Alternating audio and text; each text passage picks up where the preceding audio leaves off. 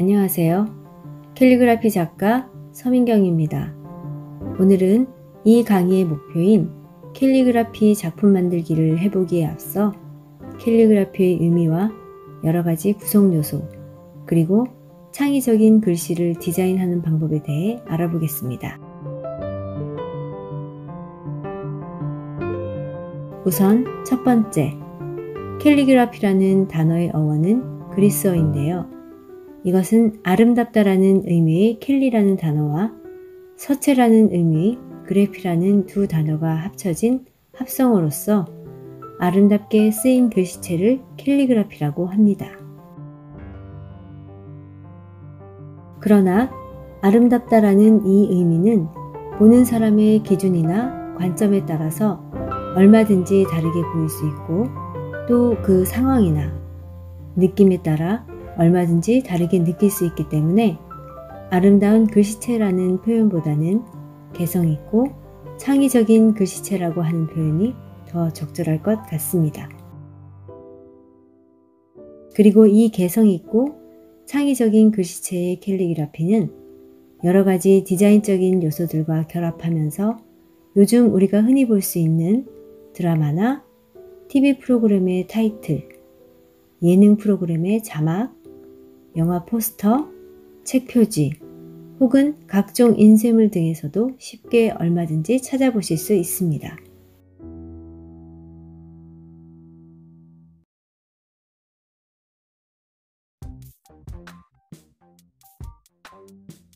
캘리그라피를 하다 보면 캘리그라피와 서의 차이점에 대한 질문을 많이 받습니다. 캘리그라피도 서예도 모두 붓과 먹물, 화선지 등의 문방사호를 사용하는 것이 기본이기 때문에 아무래도 그런 질문을 많이 받게 되는데요. 이 둘을 자세히 살펴보시면 금방 그 차이를 아실 수 있습니다. 우선 캘리그라피와 서예의 가장 두드러진 차이점은 글씨를 쓰는 도구의 다양성에 있습니다. 이것은 2편 강의에서도 소개해드리겠지만 캘리그라피는 무척 다양한 도구를 사용해 작품을 만들 수 있습니다. 도구뿐만 아니라 입체적인 여러가지 소품을 활용하기도 하고 또 1편 강의에서 설명드리듯 글자의 시선이나 동색, 체격 등 여러가지 창의적이고 개성있는 표현의 자유로움에 있습니다. 이것이 캘리그라피의 가장 큰 장점이면서 창의적이고 예술적 표현을 하는 방법이기도 합니다.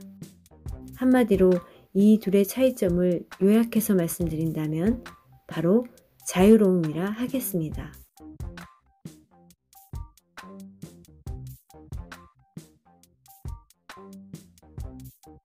글씨를 배울 때 가르치는 사람의 글씨를 따라 쓰는 것과 자신만의 글씨를 쓰는 것 중에 어떤 것이 더 좋은지에 대해 물어보시는 분들이 많습니다.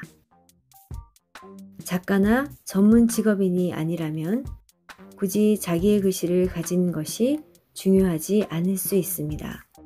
그러나 만약 그런 계획이나 꿈을 가진 사람이라면 글씨가 자신의 작품이 되고 또 브랜드가 되는 캘리그라피 작가를 꿈꾸는 사람이라면 자신의 글씨체를 갖는다는 것은 매우 중요한 문제이며 반드시 필요한 요건이 됩니다.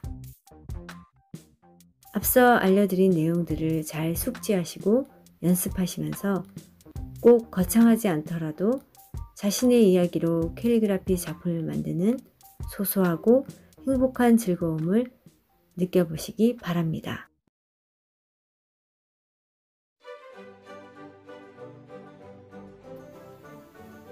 두 번째로 자음과 모음 그리고 받침 글자를 보다 창의적으로 조합하여 캘리그라피의 기초가 되는 글꼴의 구성 요소와 변화 등에 대해 배워보겠습니다.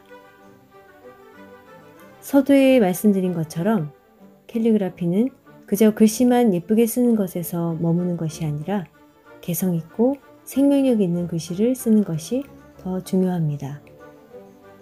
정적인 글씨를 생명력 있는 글씨로 변화시키고 자유롭게 쓰는 방법에는 자음과 모음, 받침 글자의 역할이 매우 중요한데요.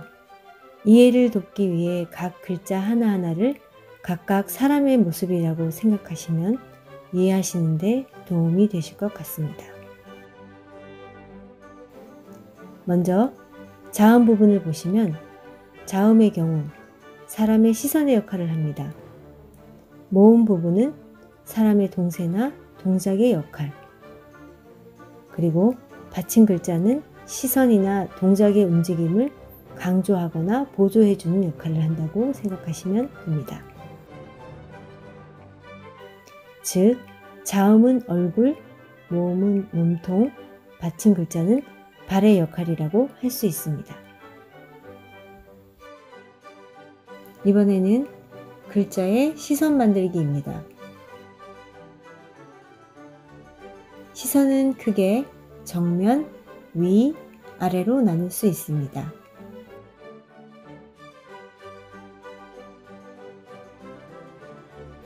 기본 자음의 응용으로 고노도루를 하나하나 써보면서 방법을 익혀보도록 하겠습니다. 시선이 있는 얼굴 부분의 자음에 열려있는 획 부분이 시선의 방향이 되겠습니다.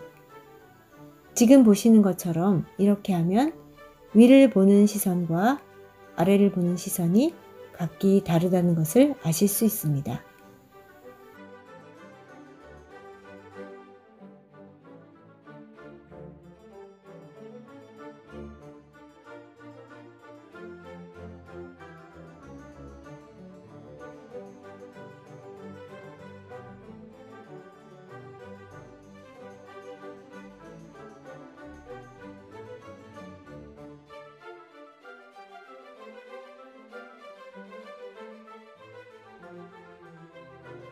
열려있는 방향에 획이 없는 자음은 정면을 제외한 시선 방향이 모보소오의 경우에서처럼 위, 아래가 모두 보는 사람에 따라 구분 없이 자유롭게 보이게 됩니다.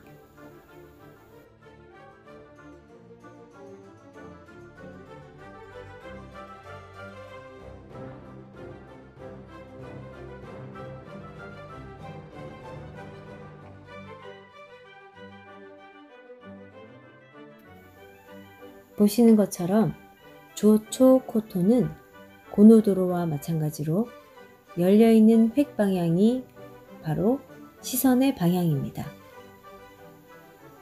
우선 연습하실 때는 이렇게 획이 열려있는 방향을 표시해 두시고 그 다음은 이런 식으로 위아래의 시선 방향에 잘 유의하시면서 구분하여 쓰시면 되겠습니다.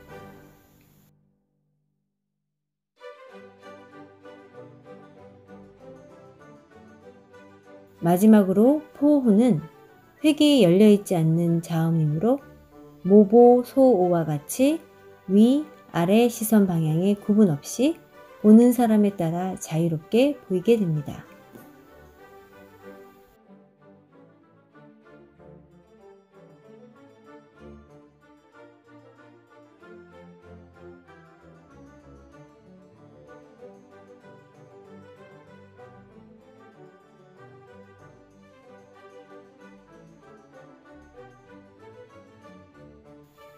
이번에는 자음의 시선 변화 주는 방법과 함께 모음을 움직여 동작이나 동세를 단어에 적용해 보겠습니다.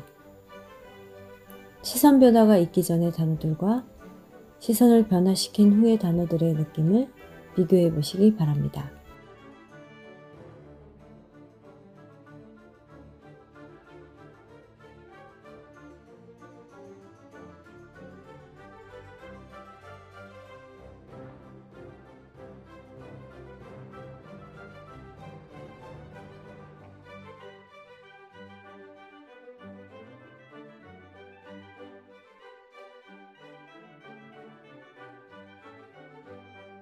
차렷하고 정적이었던 글씨의 이미지가 이렇게 시선 변화를 주고 또 모음의 역할인 동세 변화를 주었더니 동적인 이미지의 글씨로 변화되는 것이 느껴지실 겁니다. 한 번 더 정리해보면 정적인 느낌의 글씨에 자음의 변화로 시선 방향을 주고 뿐만 아니라 모음의 역할인 동세를 변화 줌으로써 조금 더 단어의 이미지와 느낌에 맞게 쓸 수 있도록 한다는 것입니다. 다시 한번 강조하지만 자음에도 시선의 변화를 주면서 모음에도 함께 변화를 주는 것이 조금 더 역동적인 느낌을 줄 수 있는 방법입니다.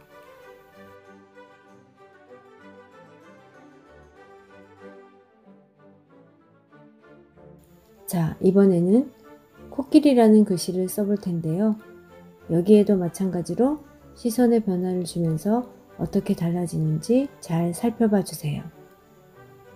특히 코끼리라는 단어에는 코자에 조금 더 시선의 변화를 주어 써보겠습니다. 끼자와 리자에도 마찬가지로 약간의 시선의 변화를 주어 표현해 보았습니다. 느낌이 조금 더 경쾌해진 것을 보실 수 있습니다.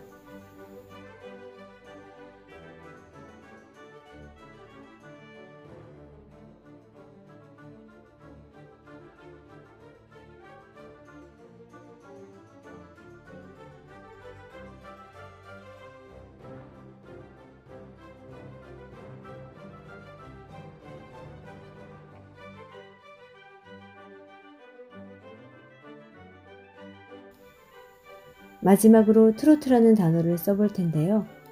예전에는 어른들만 좋아하신다고 생각했던 트로트가 최근 들어서는 연령 구분 없이 많은 분들에게 사랑받고 있죠. 그런 의미에서 한번 써보도록 하겠습니다. 트로트라는 글자 각 자음에 모두 시선을 주어 뭔가 리듬감 있게 표현해주면서 모음에도 약간의 변화를 주었습니다. 그리고 여기에 노래를 부를 때 쓰는 마이크를 살짝 같이 그려 넣어 느낌을 조금 더 살려보겠습니다. 크게 그림 실력이 없더라도 이 정도의 마이크 그림은 누구나 그리실 수 있을 것 같습니다.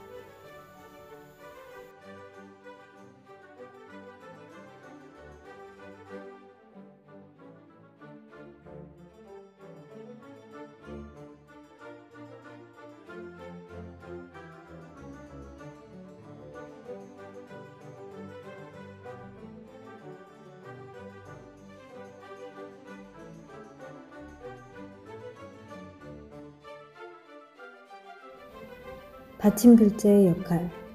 받침 글자 또는 받침 자음은 자음, 모음과 더불어 글자의 느낌을 조금 더 보조해 주거나 강조해 주는 역할을 합니다.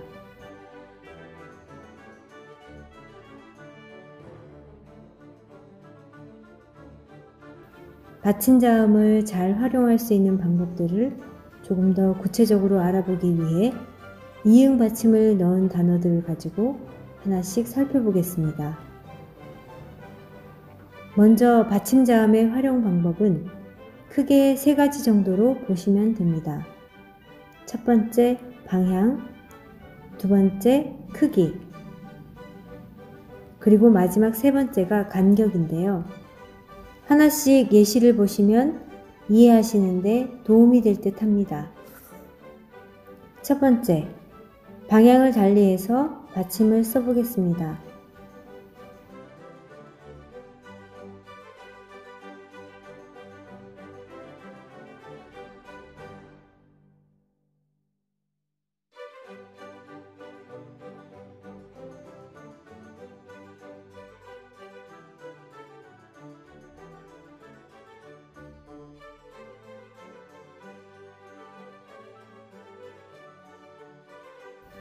글자마다 느낌이 다른 것을 아실 수 있습니다. 이응자라도 각각의 방향성을 넣으니 다른 느낌의 글자가 됩니다. 두 번째는 크기인데요. 아이들이 좋아하는 단어를 써서 느낌을 써보기로 합니다.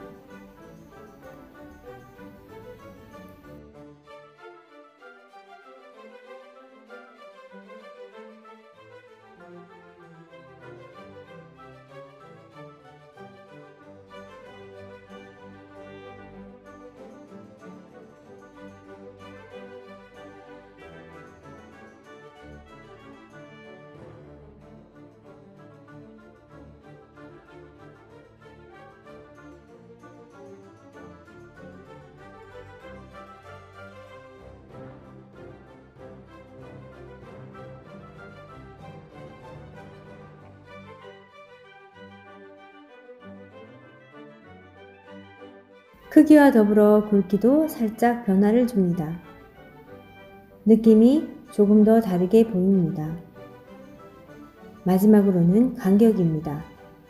받침 글자의 간격이 멀어지거나 가까워지는 것에 따라서도 느낌이 달라집니다.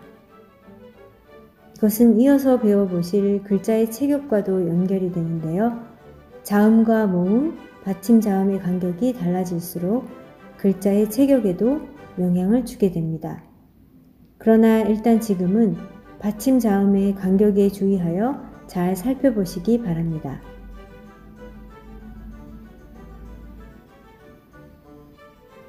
받침 자음의 경우 지금까지 살펴보신 것처럼 크기나 방향, 간격 등에 따라 다양하게 변화하여 쓸 수 있다는 점을 잘 기억해 두시기 바랍니다.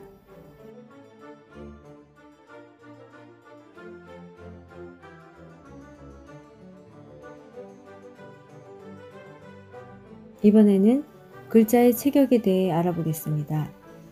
이번에 써볼 단어는 코알라라는 단어인데요. 이 단어를 체격이 다르게 써보겠습니다. 주의해서 보실 점은 모음과 자음의 간격입니다. 글자에 있어서 체격은 자음과 모음의 간격으로 결정됩니다.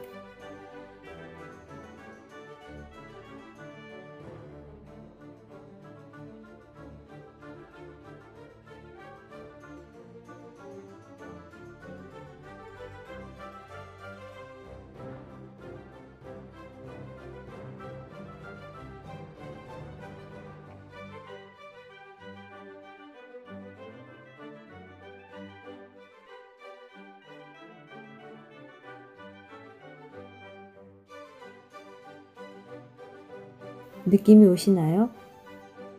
이번엔 시선과 동세, 그리고 체격을 넣어 붓으로 크게 써보겠습니다.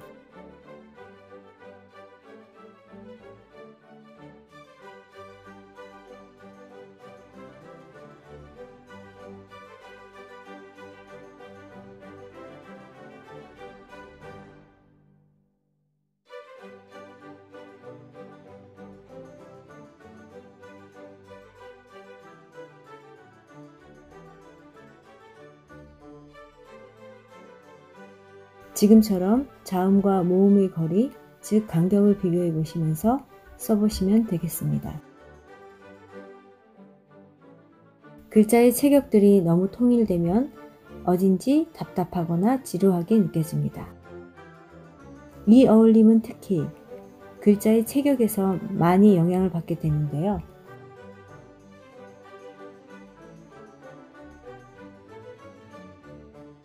보시면 키도 모두 다르고 체격도 다르고 시선의 방향도 다릅니다.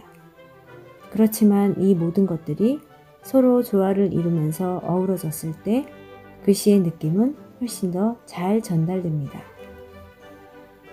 이것을 좀 더 쉽게 설명드리자면 글자의 체격이 크고 뚱뚱한 것도 있고 작고 날씬한 것도 있고 작고 뚱뚱한 것도 있고 크고 날씬한 것도 있고 이것들이 서로 어우러졌을 때 글씨가 더 조화롭게 보입니다.